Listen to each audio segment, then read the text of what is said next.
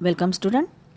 आज 3 डिसेंबर, पण 2 ते 3 डिसेंबर 1984 रोजी मध्य प्रदेशातील भोपाळ शहरात भारतातील औद्योगिक क्षेत्रामधील सर्वात मोठी दुर्घटना म्हणून ओळखल्या जाणारी घटना रात्री सुमारास 1च्या दरम्यान घडली.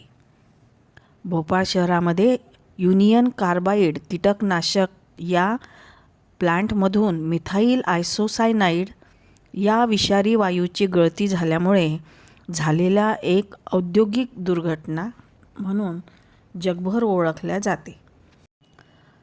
कारखान्याच्या टाकीतील पाण्यात तो गॅस मिसळला गेल्यामुळे वायूची रासायनिक क्रिया झाली व त्यामुळे तापमान वाढत गेले व हा वायू वातावरणात पसरला गेला.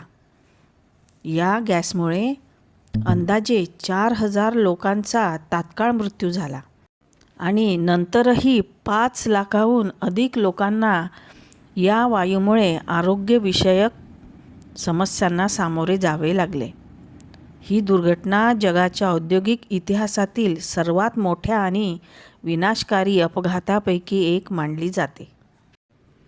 MIC हा अत्यंत विषारी असा पेस्टिसाइड म्हणजेच मिथाईल आयसोसायनाइड या वायूच्या 40 टन गळतीमुळे ही दुर्घटना घडली व भोपाळसारख्या शहरामध्ये ती पसरल्या गेली. या भोपाळ गॅस ट्रॅजेडीमध्ये जे पीडित घटनेत लोक मृत्युमुखी पडले त्यांच्याप्रती संवेदना व्यक्त करूया.